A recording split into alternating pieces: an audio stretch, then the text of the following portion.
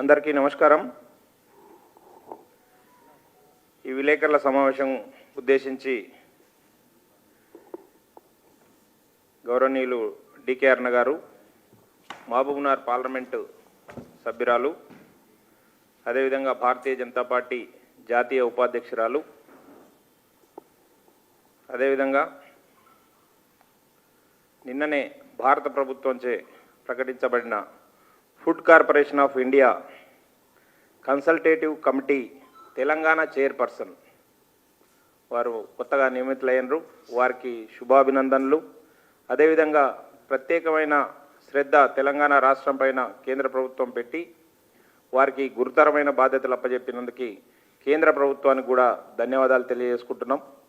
అదేవిధంగా ఈ విలేకరుల సమావేశంలో వీరితో పాటు ఎన్వి సుభాష్ గారు చీఫ్ స్పోక్స్ పర్సన్, అదేవిధంగా ఉమారాణి గారు స్టేట్ సెక్రటరీ, అజయ్ గారు బీజేపీ ఇన్ఛార్జు, బొక్క బాలరెడ్డి గారు బీజేపీ సీనియర్ నాయకులు. ఇప్పుడు డికే అరుణ గారిని మాట్లాడాల్సిందిగా కోరుతున్నాం.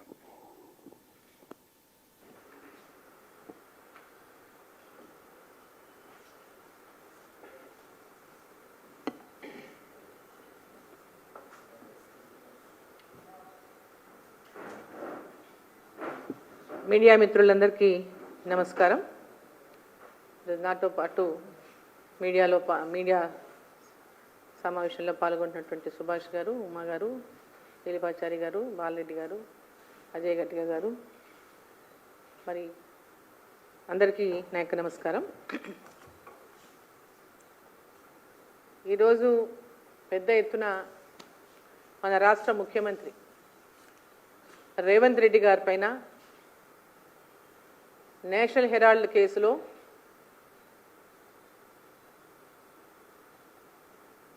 ఆ కేసు యొక్క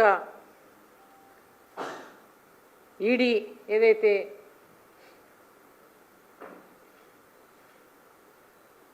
ఎవరెవరైతే కాంగ్రెస్ పార్టీలో ఉన్నటువంటి పెద్ద నాయకులు,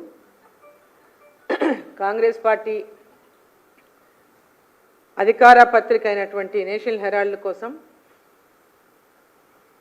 ఆ పార్టీ నేతల నుంచి విరాళాలంటే డొనేషన్స్ తీసుకున్నటువంటి విషయంలో రేవంత్ రెడ్డి పేరు కూడా ఉండడం, మన రాష్ట్ర ముఖ్యమంత్రి రేవంత్ రెడ్డి పేరు కూడా ఉండడం,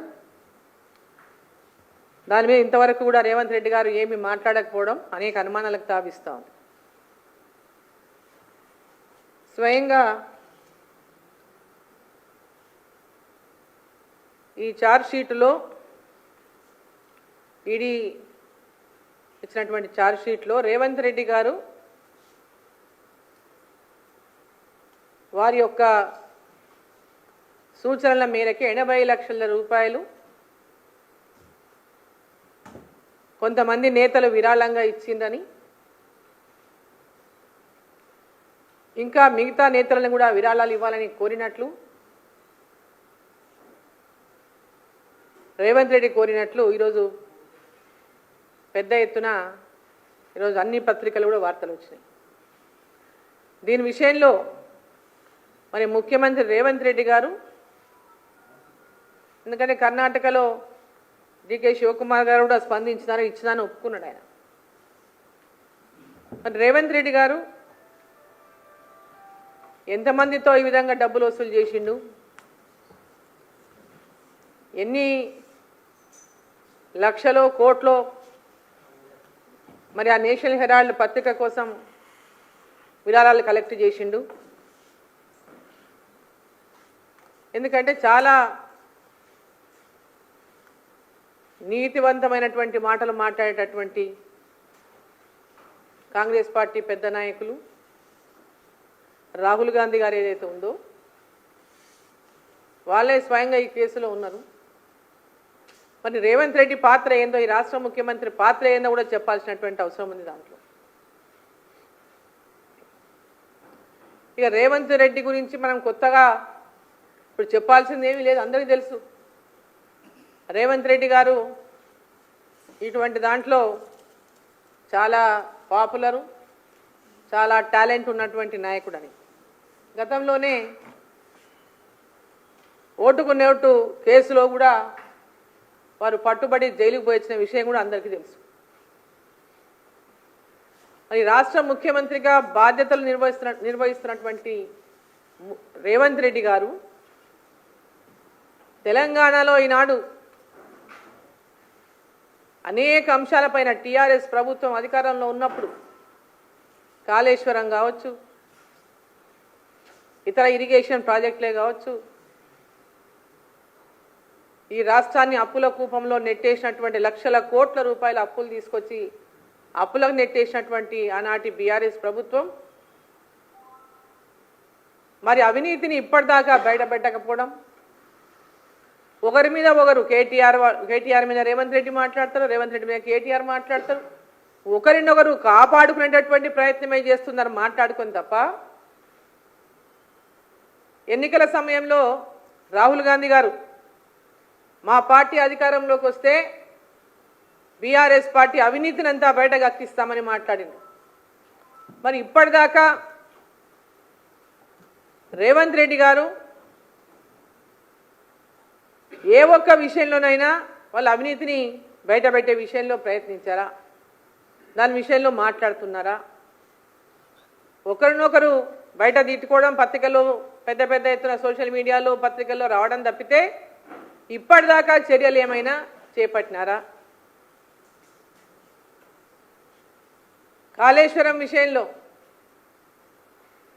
రేవంత్ రెడ్డి గారు ఇప్పటిదాకా అధికారంలో లేనప్పుడు మాట్లాడిన మాటలు ఒకసారి గుర్తు చేసుకుంటే, అధికారంలోకి వచ్చిన వెంబడే మా పార్టీకి అధికారం ఇవ్వండి, మాకు అధికారంలోకి వచ్చిన వెంబడే తెలంగాణను దోచుకున్నటువంటి వాళ్ళకంతా కూడా అవినీతి పనులను అందరినీ కూడా చర్యలు తీసుకుంటాం, వారితో ఆ అవినీతితో ఆ సొమ్మునంతా కక్కిస్తామని మాట మాట్లాడింది. మరి అప్పుడు సిబిఐని ఏదైతే తెలంగాణలో బ్యాన్ చేసిండో ఎంక్వైరీలు చేయకుండా ఆ సిబిఐని మరి మీరు అధికారంలోకి వచ్చిండ్రు, ఇప్పుడు సిబిఐ విచారణను చేపట్టాలంటటువంటి లేఖ ఇంతదాకా కేంద్ర ప్రభుత్వానికి ఎందుకు రాయలేదు? సిబిఐ చేత విచారణ చేపించి మరి అవినీతిలో ఎవరికైతే పాత్ర ఉందో వారినంతా కూడా చర్యలు తీసుకునేటటువంటి విధంగా ఈ రాష్ట్ర ప్రభుత్వం, ఈ రాష్ట్ర ముఖ్యమంత్రి ఎందుకు చొరవ తీసుకోవడం లేదు? వాళ్ళు అంత దోచిను, నేను ఇంత దోచుకుంటా, ఒకరు మీరు నన్నానండి నేను మిమ్మల్ని అంట అనే ధోరణితోనే ఇవాళ తెలంగాణను వారు దోచుకున్నారు, ఇప్పుడు మేము దోచుకుంటున్నటువంటి తీరులోనే ఈ రాష్ట్ర ప్రభుత్వం తెలంగాణను దోచుకుంటుంది తప్ప, తెలంగాణలో అనేక హామీలు ఇచ్చి తెలంగాణ ప్రజలకు మోసం చేసి అధికారంలోకి వచ్చి 15 నెలలు గడిచిపోయినప్పటికీ కూడా ఇప్పటిదాకా ప్రజలకు ఇచ్చిన హామీలు నిలబెట్టుకోవడంలో విఫలమైనరు. ఏదైనా మాట్లాడితే డబ్బులు లేవు, ఎక్కడైనా అప్పులకు పోతే కూడా అప్పులు పుడతలేవు, మనని ఎవరు నమ్ముతలేరు అని తెలంగాణను అవమానపరిచే విధంగా గతంలో ఇటువంటి వ్యాఖ్యలు ఏ ముఖ్యమంత్రి కూడా చేసి ఉంటాడు ఎక్కడ కూడా.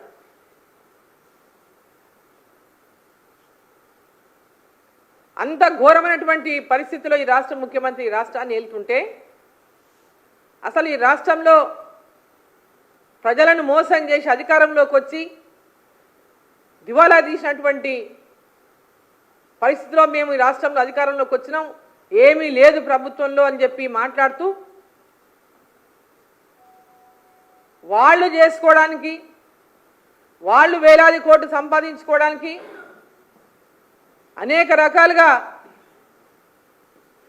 పథకాలు రచించి వాటి వల్ల వాళ్ళు దోచుకుంటున్నారు తప్ప, ప్రజలకు ఇచ్చినటువంటి హామీలను నిలబెట్టుకోవడంలో కానీ, ప్రజలకు ఇచ్చినటువంటి హామీలను నెరవేర్చడంలో కానీ ఈ రాష్ట్ర ప్రభుత్వం పూర్తిగా విఫలమైంది. ఈ ముఖ్యమంత్రి గారికి ఒక రోజు కూడా ఆ కుర్చీ మీద కూర్చొని పరిపాలించినటువంటి అర్హత లేదు, కోల్పోయిందని చెప్పి ఈ సందర్భాన్ని నేను తెలియజేస్తా ఉన్నా. ఏనాడైతే మీరు నా దగ్గర డబ్బులు లేవు, మాకెవరు ఇచ్చే పరిస్థితి లేదని ఒక పూర్తిగా ఒక తెలంగాణ ముఖ్యమంత్రి స్థాయిలో ఈ రాష్ట్ర ప్రజలకు, రాష్ట్ర ఉద్యోగుల, ప్రభుత్వ ఉద్యోగులకు, రిటైర్ అయినటువంటి ఉద్యోగులకు ఈ రాష్ట్రంలో అభివృద్ధిని, తెలంగాణలో అభివృద్ధిని కాంక్షించినటువంటి వాళ్లకు ఈరోజు కంప్లీట్గా తెలంగాణలో అసలు దేశమంతా తెలంగాణ చర్చనే. వీళ్ళు ఏమంటున్నారు? దేశానికి ఆదర్శం తెలంగాణ అంటున్నారు. అసలు ఆ మాట అనడానికి వాళ్ళకి నోరెట్లు వస్తుందో తెలుస్తలేదు. దేశమంతా తెలంగాణ దివాళు కోరతనం ముఖ్యమంత్రి గురించే చర్చించుకుంటున్నారు. దేశమంతా దివాళు కోరతనాన్ని ప్రకటించుకున్న ముఖ్యమంత్రి గురించే చర్చించుకుంటున్నారు తెలంగాణ పరిస్థితుల గురించి. వీళ్ళు తెలంగాణకు ఆదర్శమా? వీళ్ళు దేశానికి ఆదర్శమా? తెలంగాణ పరిస్థితిని పూర్తిగా వాళ్ళు తెలంగాణ కొత్త రాష్ట్రం ఏర్పడి అధికారంలోకి వచ్చి 10 సంవత్సరాలు అభివృద్ధి పేరుతో లక్షల కోట్ల అప్పులు తీసుకొచ్చి వాళ్ళు బీఆర్ఎస్ ప్రభుత్వం పార్టీ నాయకులు కుటుంబ పాలన దోచుకుంటే ఈరోజు ఈ 2 పార్టీలు లోపాయికారి ఒప్పందాలు చేసుకొని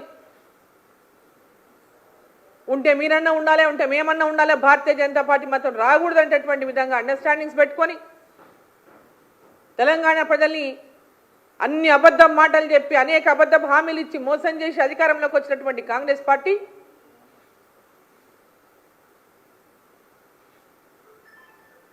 రేవంత్ రెడ్డి గారు అనగానే ఒకటే మాట్లాడతారు. కేవలం మాటలే తప్ప చేతలు అయితే ఎక్కడ లేవు. వారి టాలెంట్ అంతా కూడా ఈ రాష్ట్ర ప్రజలకు తెలుసు. వారికి ఉన్నటువంటి టాలెంట్ దేంట్లో ఉందనే విషయం.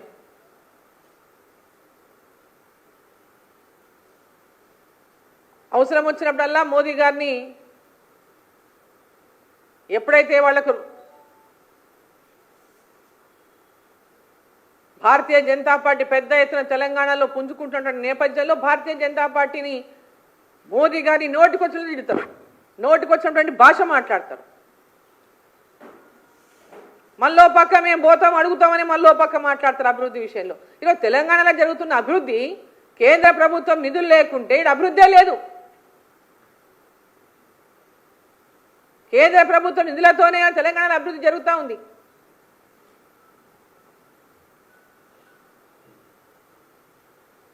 ఒక పక్క మెచ్చుకుంటారు, ఒక పక్క తిడతారు. తెలంగాణకి ఏమి ఇస్తలేదు, కేంద్ర ప్రభుత్వం తెలంగాణకి ఏమి ఇస్తలేదు అని ఒక దుష్ప్రచారాన్ని ఒక పక్క చేస్తారు. మళ్ళీ పక్కనేమో ఢిల్లీకి పోయి మాకు ఈ ఫండ్స్ కావాలి, ఆ ఫండ్స్ కావాలి, ఈ పథకాలు కావాలి, ఆ పథకాలు కావాలని ఒక పక్క రిప్రజెంటేషన్లు ఇస్తారు. ఈరోజు రోడ్లు కానీ, రైల్వే మార్గాలు కానీ, గ్రామీణ ప్రాంతాల అభివృద్ధి కానీ, మున్సిపాలిటీల అభివృద్ధి కానీ, తాగునీటి పరిస్థితుల అభివృద్ధి కానీ ఇలా చెప్పుకుంటూ పోతే ప్రతి ఒక్క అభివృద్ధి కార్యక్రమం కేంద్ర ప్రభుత్వ నిధులతోనే జరుగుతూ ఉంది. నరేంద్ర మోదీ గారి ప్రభుత్వం, ఎన్డీఏ ప్రభుత్వం నేతృత్వంలో ఆనాటి కొత్త రాష్ట్రం ఏర్పడిన తెలంగాణ రాష్ట్రంలో బీఆర్ఎస్ పార్టీ వెళ్ళినప్పుడు కానీ, ఈనాడు కాంగ్రెస్ ప్రభుత్వం పరిపాలిస్తున్నప్పుడు కానీ కేంద్ర ప్రభుత్వం నిష్పక్షపాతంగా ఈ కొత్త రాష్ట్రానికి ప్రజల యొక్క అభివృద్ధి కాంక్షించి ప్రతి గ్రామం అభివృద్ధి చెందాలనే లక్ష్యంతో ఈ ప్రాంతానికి తెలంగాణ రాష్ట్రానికి నిధులు ఇస్తుంటే భారతీయ జనతా పార్టీని ఎదుర్కొనే శక్తి లేక ఈరోజు ప్రజల లోపల పూర్తి విశ్వాసాన్ని కోల్పోయినటువంటి కాంగ్రెస్ పార్టీ ప్రజలలో ఎక్కడ పోయినా, ఏ గ్రామానికి వెళ్ళినా అరే ఇంత తొందరగా ప్రజల లోపల ఫెయిల్ అయినటువంటి ప్రభుత్వం ఎప్పుడు చూడలేనటువంటి మాటలు మనం వింటాం. దాన్ని జీర్ణించుకోలేక కాంగ్రెస్ పార్టీ తెలంగాణలో మేం ప్రత్యామ్నాయమని భావించేటటువంటి బీఆర్ఎస్ పార్టీ రెండు కూడా లోపల లోపాయికారి ఒప్పందాలతోన తెలంగాణలో భారతీయ జనతా పార్టీ పెద్ద ఎత్తున బలం పుంజుకుంటా ఉంది. గ్రామ గ్రామాన ఇంటింటికి భారతీయ జనతా పార్టీ చేరుకుంటా ఉందని జీర్ణించుకోలేనటువంటి 2 పార్టీలు కలిసి ఆడుతున్నటువంటి నాటకాలు తెలంగాణ ప్రజలందరూ కూడా గమనిస్తా ఉన్నారని చెప్పి సందర్భం నేను తెలియజేస్తా ఉన్నా. ఆపరేషన్ సింధూర్ సందర్భంగా కూడా అసలు పక్క భారతదేశంలో ఉన్నటువంటి అన్ని పార్టీలకు అతీతంగా దేశం కోసం, దేశ ప్రజల యొక్క దేశ భద్రత కోసం అన్ని ఏకమై ఆపరేషన్ సింధూర్ విషయంలో పెద్ద ఎత్తున దేశ ప్రధానికి, సైనికులకు అండగా నిలవాల్సినటువంటి సందర్భంలో కొన్ని ఎప్పుడు పడితే అప్పుడు ఏది పడుతుంది మాట్లాడతాడు మన ముఖ్యమంత్రి. ఓసారి సపోర్ట్ అంటాడు, వెంబడే ఫెయిల్ అయినామంటాడు. అసలు మాటకు మాటకు పొంతన లేకుండా మాట్లాడుతుంటారు. అంటే చాలా ఫ్రస్ట్రేషన్లో ఉన్నట్టున్నాడు ముఖ్యమంత్రి గారు. ఆయనకు సొంత పార్టీలోనే కుంపటి ఎక్కువైంది. ఆ కుర్చీ ఎప్పటిదాకా ఉంటుందో తెలియనటువంటి ఒక అనిశ్చితి ఏర్పడినట్టుంది.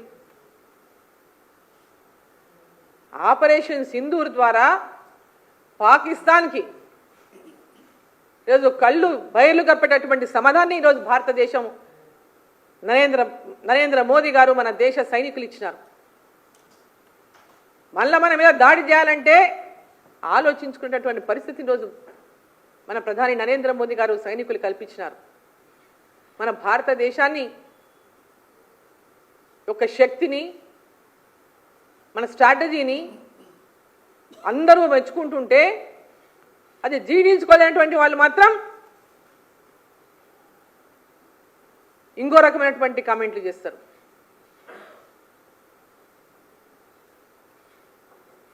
ఆపరేషన్ సింధూర్ ఈరోజు భారత ప్రజలందరిలో కూడా ఒక విశ్వాసాన్ని నింపింది. ఉగ్రవాదులు మన మీద దాడి చేయాలంటే మళ్ళీ వాళ్ళు మిగులుతారా అనేటటువంటి ఆలోచన చేసుకునే పరిస్థితిని కల్పించింది. ఈరోజు చర్చలంటూ జరగాలంటే కేవలం ఉగ్రవాదాన్ని అంతం చేసే విషయంలోనే చర్చలు జరగాలని ప్రధానమంత్రి మాట్లాడినటువంటి విషయాన్ని ఒకసారి వీళ్ళు గుర్తు పెట్టుకోవాలని తెలియజేస్తా ఉన్నాను.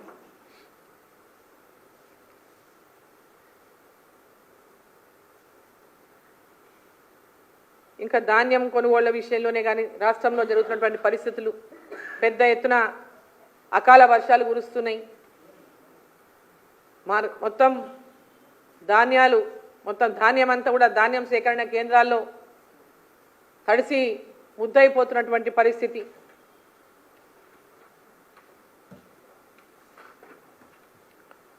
మన రాష్ట్రంలో మొత్తం 60 లక్షల ఎకరాల్లో వరి సాగు చేస్తే 130 లక్షల మెట్రిక్ టన్నుల యొక్క దిగుబడి వచ్చింది. కానీ ఇప్పటికీ కేవలం కొన్నది సగం కూడా లేదు. 65 లక్షల టన్నులు మాత్రమే ఇప్పటిదాకా సేకరణ చేసిండ్రు. 2.5 నెలలు గడుస్తున్నా, ఇంకా 2 నెలలు అయిపోతున్నా కూడా ఇంకా పూర్తి కానటువంటి పరిస్థితి. కొనుగోలు కేంద్రాల్లో సరైన వసతులు లేవు. ధాన్యం తెచ్చుకున్నటువంటి రైతులు తీవ్రమైనటువంటి ఇబ్బందులు ఎదుర్కొంటున్నారు. ధాన్యం తీసుకొచ్చి ధాన్యం సేకరణ కేంద్రాల్లో రోజుల వారీగా రోజులు పెట్టుకున్నటువంటి దుస్థితి ఏర్పడింది. ధాన్యానికి గన్యు బ్యాగులు ఇచ్చేటటువంటి పరిస్థితి లేదు సమయానికి. గన్యు బ్యాగులను నింపితే లారీలు వచ్చేటటువంటి పరిస్థితి లేదు సమయానికి. బ్యాగులు ఉంటే లారీలు రావు, లారీలు ఉంటే బ్యాగులు రావు. ఒక విచిత్రమైనటువంటి ఇబ్బందులను ఈరోజు రైతులు ఎదుర్కొంటా ఉన్నారు. ప్రభుత్వం వాటి మీద దృష్టి పెట్టాల్సినటువంటి విషయాలను పక్కన పెట్టి కేవలం వాళ్ళ ఇంటర్నల్ పాలిటిక్స్, వాళ్ళ కుర్చీని ఎట్లా కాపాడుకోవాలి అనే లక్ష్యంతోనే ఈ రాష్ట్రంలో పరిపాలన జరుగుతుంది తప్ప రైతుల యొక్క సమస్యల పైన కానీ, ప్రజలకు ఇచ్చినటువంటి హామీలు నెరవేర్చే విషయంలో కానీ ఈ రాష్ట్ర ప్రభుత్వం దృష్టి పెట్టడం లేదని చెప్పి సందర్భం తెలియజేస్తా ఉన్నాం. 500 రూపాయలు ప్రతి క్వింటాల్కి బోనస్ ఇస్తామన్నారు. మరి ఇప్పటిదాకా ఎంతమంది రైతులకు ఇచ్చిండ్రు బోనస్ తెలపాల్సినటువంటి అవసరం ఉంది. ఎక్కడ కూడా ఇప్పటిదాకా రైతులకు పూర్తి స్థాయిలో ఈ బోనస్ రైతులకు అందడం లేదని గురించి కూడా ఈ సందర్భాన్ని నేను తెలియజేస్తా ఉందని ప్రభుత్వానికి. వాళ్ళ మాటలేమో రోజు చూస్తాం పత్రికల్లో, పెద్ద మాటలేమో కోటలు దాటిపోతున్నాయి, చేతలు మాత్రం కడపలు కూడా దాటలేమని చెప్పి తెలియజేస్తా ఉన్నాం. వెంబడే రైతులకు చెల్లించాల్సినటువంటి బోనస్ను ఇమ్మీడియట్గా చెల్లించాలని చెప్పి నేను డిమాండ్ చేస్తా ఉన్నా. సరైన సమయానికి ధాన్యం కొంటే ఈ వర్షం పడ్డప్పుడు ఈ వర్షం పడి హడావిడిగా తడిసిన ధాన్యం కొనే పరిస్థితి రాదు. ఈ తడిసిన ధాన్యం కొనడం వల్ల ఆ తడిసిన ధాన్యం ముందే కనుక ఇన్ టైం కనుక కొంటే మంచి ధాన్యం కూడా ప్రొక్యూర్ చేయగలుగుతాం. ఇన్ టైంలో కొనకపోవడం వల్ల, సరైన టైంలో ధాన్యాన్ని సేకరించకపోవడం వల్ల కూడా తడిసిన ధాన్యాన్ని రైతుల నుంచి సేకరించాల్సి రావడం పరిస్థితి ఏర్పడతా ఉంది.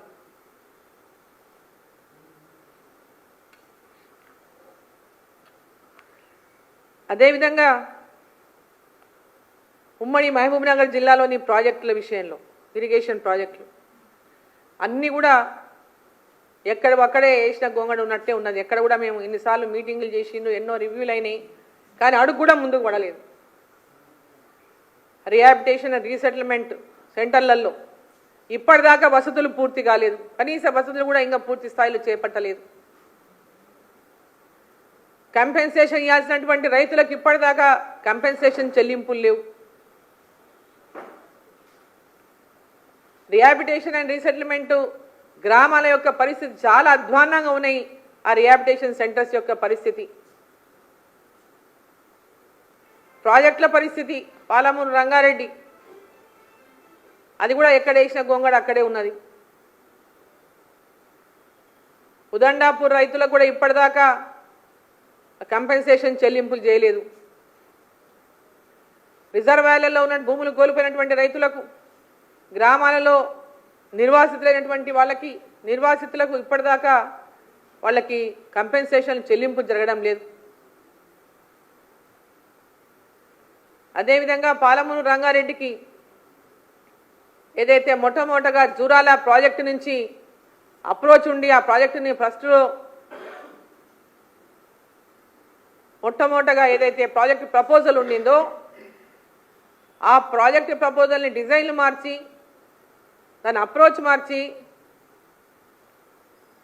శ్రీశైలం బ్యాక్ వాటర్ నుంచి తీసుకోవడం వల్ల, డిజైన్లు మారడం వల్ల వేల కోట్ల రూపాయల యొక్క ధనం దుర్వినియోగం అవుతుందే తప్ప ఒరిజినల్గా పాలమూరు రంగారెడ్డి ప్రాజెక్ట్ ఏదైతే రూపొందించిండ్రో ఆనాడు మహబూబ్నగర్ పార్లమెంటులోని 7 నియోజకవర్గాలతో పాటు పరిగి నియోజకవర్గానికి, అదేవిధంగా రంగారెడ్డి జిల్లాలోని కొన్ని ప్రాంతాలకు, అదేవిధంగా నల్గొండలోని కొన్ని ప్రాంతాలకు నీళ్ళు ఇవ్వాలనేటువంటి ఒక ఆలోచనతో ఆ రోజు ఏదైతే రిటైర్డ్ ఇంజనీర్స్ ద్వారా ప్రాజెక్టు రూపొందించడం జరిగిందో ఈరోజు అది పూర్తిగా పక్కకు వేయబడ్డది.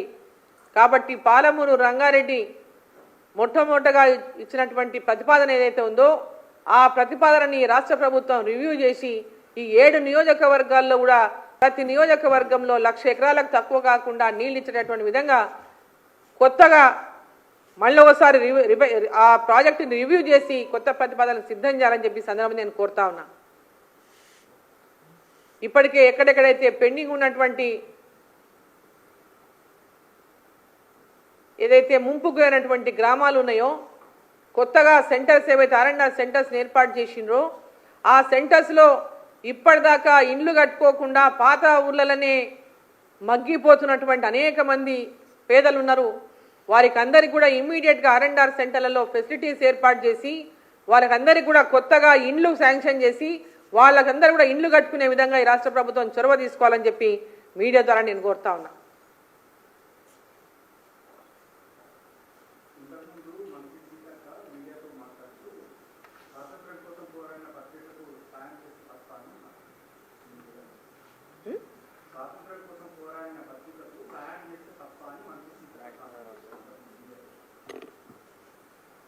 అంటే వారి నేషనల్ హెరాల్డ్కు సాయం చేసే తప్పు లేదు, అదే మాట చెప్పమానండి. వాళ్ళని ఎవరు వద్దన్నారు? మేము ఎవరెవరు ఎన్నెన్ని కోట్లు ఇచ్చిండ్రో, ఎవరెవరు ఎన్ని లక్షలు ఇచ్చినో చెప్పమానండి. దాంట్లో బయట పెడితే తప్పేముంది?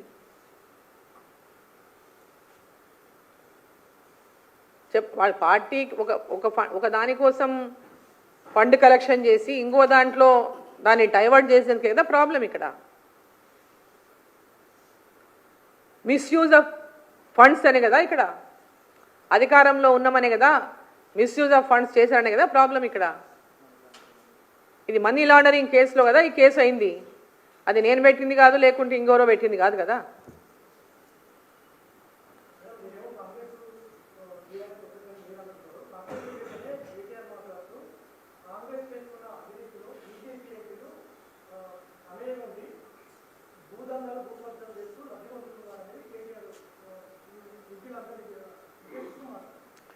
ఇప్పుడు వాళ్ళ వెన్ను వాళ్ళు చూసుకోవాలి. ఇప్పుడు వాళ్ళ అధికారంలోంచి తొలగించింది ఎందుకు? ప్రజలు వాళ్ళని గద్దె దించింది ఎందుకు? అవన్నీ వాళ్ళు చేసేందుకే గద్దె దించిండ్రు. ఇప్పుడు కొత్తగా వచ్చిన మళ్ళీ వాళ్ళని ఫాలో అవుతున్నారు వాళ్ళ ఫుడ్ స్టెప్స్లోనే. కాబట్టి వాళ్ళు ఒకరినొకరు రక్షించుకునేటటువంటి ప్రయత్నం చేస్తున్నారు. ఒకరికొరు కవచలాగా మారిపోయిన వాళ్ళు. కాంగ్రెస్ పార్టీకి బీఆర్ఎస్ కవచం, బీఆర్ఎస్ పార్టీకి కాంగ్రెస్ కవచం. కాబట్టి ఒకరు బయట పెట్టుకోవడం లేదు. ఇద్దరు కలిసి బీజేపీని మాట్లాడుతున్నారు, మధ్యలో డైవర్ట్ చేయడానికి ప్రయత్నం చేస్తున్నారు. చేసిన వాళ్ళు దోచుకున్నోళ్ళు వాళ్ళు, దోచుకుంటున్న వాళ్ళు వీళ్ళు. గతంలో బీఆర్ఎస్ పార్టీ టీఆర్ఎస్ పార్టీ దోచుకున్నది 10 సంవత్సరాలు. ఇప్పుడు 15 నెలల నుంచి కాంగ్రెస్ పార్టీ దోచుకుంటా ఉంది. అధికారం మాకు ఇవ్వమనండి, వాళ్ళు ఎవరెవరు ఎంత దోచుకున్నారో మేము చెప్తాం కదా. కాంగ్రెస్ పార్టీ ఏమన్నది, మాకు అధికారం ఇవ్వండి, టీఆర్ఎస్ పార్టీ యొక్క అవినీతిని అంతా బయట పెడతాం, కక్కిస్తామన్నారు. మరి ఏది, ఎంత కక్కిచ్చిండ్రు, ఎక్కడ కక్కిచ్చిండ్రు? ఈరోజు అమాయకుల మీద పడిపోయి అక్కడ ఇక్కడ మధ్యలో పేదవాళ్ళని ఇబ్బంది పెడుతున్నారు తప్ప ప్రభుత్వం అధికారంలోకి వచ్చి ఇచ్చిన హామీని నిలబెట్టుకోకుండా లంకె బిందెలు ఉన్నాయని అనుకున్నాను ఆయన చెప్తున్నాడు. ఇక్కడ వస్తేనేమో ఖాళీ బిందెలు ఉన్నాయని చెప్తున్నాడు ముఖ్యమంత్రి గారు. అప్పులు చేసిపోయిన సంగతి ఈయనకు తెలియదా? అప్పులు ఉన్న సంగతి తెలియదా? అన్నాడు. హామీలు ఇచ్చే రోజు తెలియదా వీళ్ళకు? హామీలు ఇచ్చినాడు, అప్పులు ఉన్న 6 లక్షల కోట్ల అప్పు ఉంది, 7 లక్షల కోట్ల అప్పు ఉందని అందరం చెప్పిన వాళ్ళమే కదా. అది మేము అట్లాంటి హామీలు ఇవ్వలేదు కదా భారతీయ జనతా పార్టీ మా మేనిఫెస్టోలో. కాంగ్రెస్ పార్టీ కదా 6 గ్యారెంటీల పేరు మీద ఈరోజు లంకె బిందెలు ఉన్నాయనుకునే మాట మాట్లాడడానికి వాళ్ళకి కొంచెమన్నా సిగ్గు అనిపిస్తలేదా? ఉద్యోగుల రిటైర్మెంట్ బెనిఫిట్స్ ఇవ్వమంటే మీరు మాకు సహాయం చేయండి, రాష్ట్రం పరిస్థితి బాగాలేదని చెప్పడంలో సిగ్గు అనిపించడం లేదా?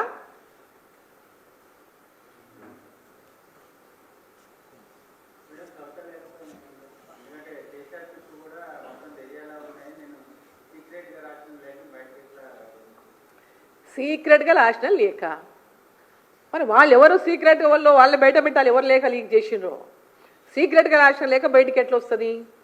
కవిత గారు అమెరికా పోయినరు, అమెరికా పోయేటప్పుడు రాసిపోయింది.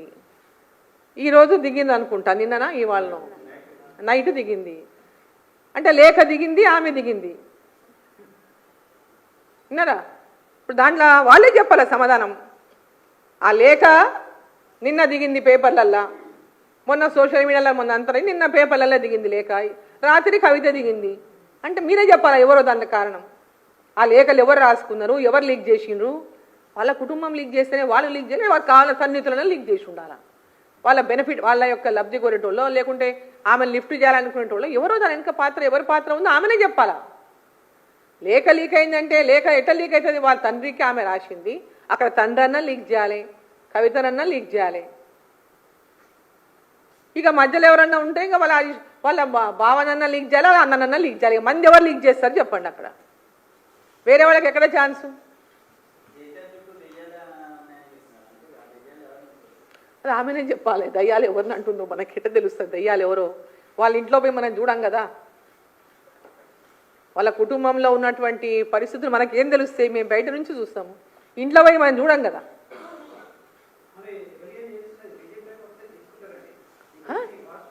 ఎట్టి పరిస్థితిలో తీసుకో.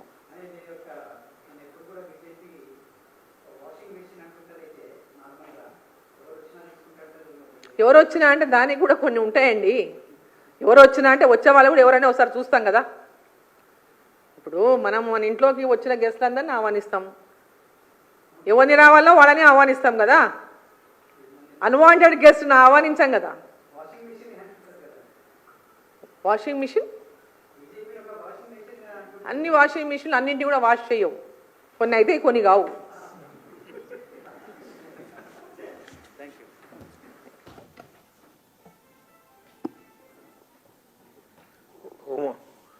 ఉమారాణి గారు ఇప్పుడు కొత్తగా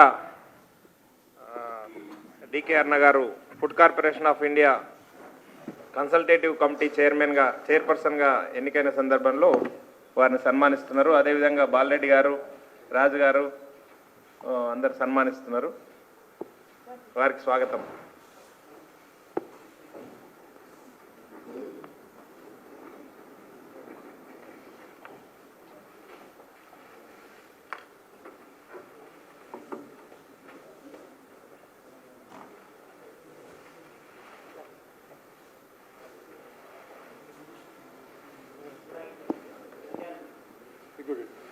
పురుషోత్తం రెడ్డి గారు మాజీ సర్పంచుల సంఘం అధ్యక్షుడు, వారు కూడా సన్మానం చేస్తున్నారు.